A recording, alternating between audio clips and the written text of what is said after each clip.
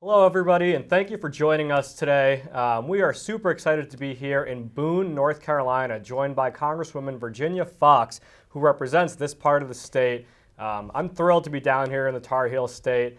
As we'll get into, she's actually my former boss on Capitol Hill, but we're thrilled to have this conversation to hopefully not introduce you for the first time, but get to know a little bit better someone who's been a champion of a lot of our issues at Americans for Prosperity, is taking on enormous challenges with a lot of entrenched establishment throughout the range of issues. And so we're excited to dive into her background and some of those issues. So Dr. Foxx, thank you for joining us. Thank you, Kosh. Let's make it clear to the viewers that you didn't leave. We didn't want you to leave, right? We cried when you left, just so everybody knows. You worked for the Ed and Workforce Committee, and we were delighted to have you. Thank you. No, it was a great experience, and it's good to be back at Americans for Prosperity and obviously working closely with Dr. Foxx's office. Well, let's dive into the issues, Dr. Foxx. You look at every poll, every indicator, the number one issue by far, understandably on people's minds right now, is inflation, jobs, the economy. Inflation is through the roof right now. The average American family is spending more than $5,200 more this year than they were last year for the same quality of life. Real compensation has gone down because even as wages have risen, inflation has risen faster. We know largely this is being driven by bad policy from the federal government, overspending, overregulation, and so on. What are you hearing from your constituents here in this area about the economy right now? They're so frustrated. They really are. They go to get gas in their cars. They go to the grocery store. I mean, I go to the grocery store and I look at the prices in the grocery store, particularly for meat, and I think, how in the world is an average family with 2 or 3 kids affording this when meat has doubled in its prices? I mean, if you go to buy a hamburger, it's doubled in its prices, and it's tough. But the public is very, very disappointed.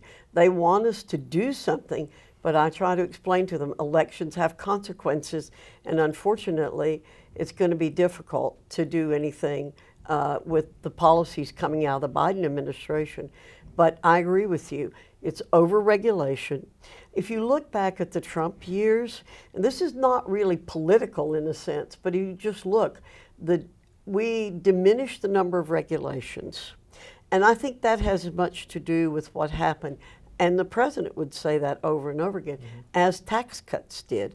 And yes, we spent a little bit more, but that's because of factors sometimes outside the control of the Congress in terms of spending, like with Medicare, Medicaid, things that are on automatic pilot, as you guys are very familiar with. But I think we had a wonderful economy just before COVID hit. Yep, absolutely. And one of the things about the economy kind of pre-election was that wages were actually rising faster for people at the bottom rungs than they were at the top. And that's because the cost of regulation so often is borne by people with lower incomes when it comes to higher gas and electricity prices and things like that. Yeah. So, one of the major policy drivers of inflation was the American Rescue Plan, as President Biden called it, which you thankfully voted against, as did all of your Republican colleagues. Yeah. You mentioned regulations, but these things are kind of hard for average folks to really understand. When people are stopping you on the street in the district, like, how are you really explaining to them the connection between the policies and the cost of living going up? Well, I will tell you, last year in the grocery store I go to most of the time, when those checks were coming out to people, and one of the butchers said to me, well, when's our next check going to come out? I said, well, I'm telling you, you're going to get another check, but you're going to see it when the gas prices and the food prices go up.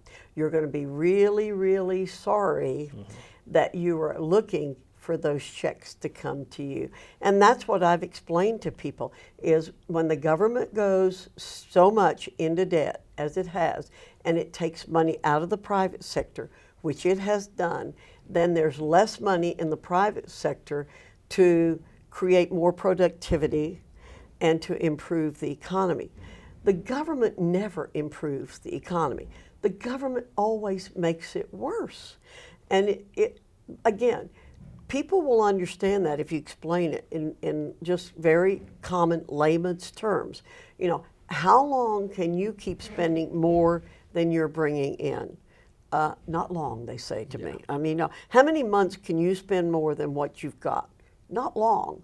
And then the bank's going to shut you down.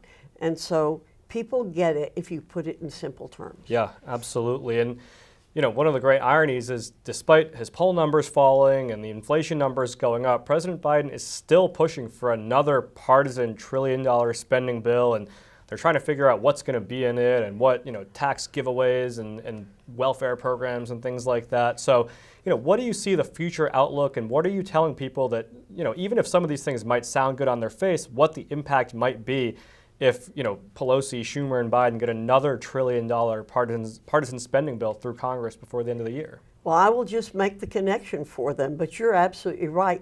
They seem to be in a vacuum of some sort, particularly the president, because every time he speaks, he says, oh, to improve the economy, we have to spend more, spend more, spend more.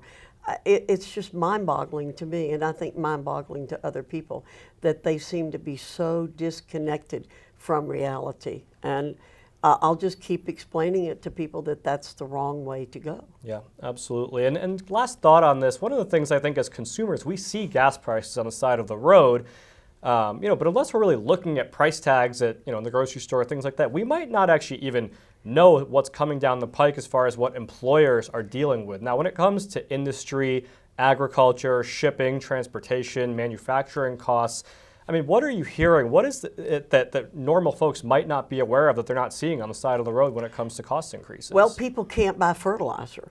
I mean, again, I live in an area where there's a lot of farming going on. A lot of people just have their own gardens, and they see that the cost of fertilizer has gone up, or they couldn't get seed potatoes this year.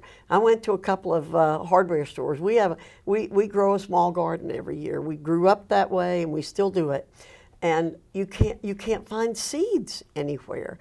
And when you explain to people that's part of the supply chain, because people have cut back, they lost a lot of employees. So you have to show them the domino effect of what has happened in the last almost 2 years now. And they begin again to get the idea. I think most people have caught on to the fact that the gas prices and the diesel prices have really hurt the supply chain a lot. But as they understand too how much petroleum products, how many petroleum products are in so many of the things that we get. And corn, for example. And you know, they've just increased, or I heard something about how they're letting ethanol be at a higher level than it was going to be. So that's going to reduce the amount of corn oil that's available for other products, which is going to drive up the cost. Now, the president is right that what's happened in Ukraine has had some impact, obviously, and people have learned a lesson about that. Sunflower seed oil, for example, most of it comes from Ukraine. So people are beginning, I think, to have their eyes opened. You know, you've worked with Americans for Prosperity for a long time. We've been active in North Carolina for almost 2 decades now, which is incredible to think. One of the first state chapters that this organization founded. What words of encouragement do you have for our activists, and what difference they have the potential to make at the local, state, and at the federal level? AFP has always made a difference. I've been in Congress now 18 years, and you're right. I had AFP people coming to see me. Busloads of people would come up once a year to D.C. I would meet with them in the district too. But they always gave me the perspective of the average citizen. I don't have to do polling when I'm they're serving in Congress, because I hear from the average citizen what's important to them, what they need to know about. They've always been well informed too. AFP has done a great job of informing these folks as to what's happening in DC, how it's affecting them. So AFP's been great over the years. Very, very important during the Tea Party movement, and I've always enjoyed AFP and the folks who are there. And the caliber of the people has been very positive. That's fantastic. In North Carolina, even at the state level, a lot of these reforms with the tax cuts and the budget cuts over the last several years, AFP has been heavily involved in, and we were talking outside a little bit.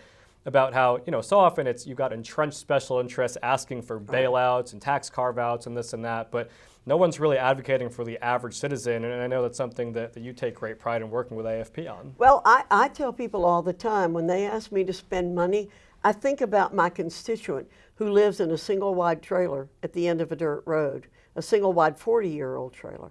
Should I ask that person who's worked hard all his or her life to give more money to bail out certain special interests? No, I'm not going to do that. And what I like to say to people, and I love this quote by Margaret Mead, it's never doubt that a small group of thoughtful citizens can change the world. Indeed, it's the only thing that ever has. But what AFP does is it brings a bunch of those small groups of determined citizens together. And that can really change the world. And so my message to people who are involved with AFP and others that you see taking on impossible tasks. My husband always said that I'm a little ant. And I'm like that ant in High Hopes, What makes that little old ant think she'll move a rubber tree plant? Oops, there goes another rubber tree plant. So what I want to encourage people to do, everybody can do something. You can write a letter to the editor. You can educate your neighbors. That's what AFP basically does. It helps a citizen educate his or her neighbors about what's happening.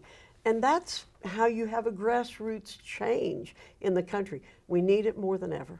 Absolutely. One of the things AFP is doing right now is we launched a campaign called The True Cost of Washington, and folks can go to thetruecostofwashington.com.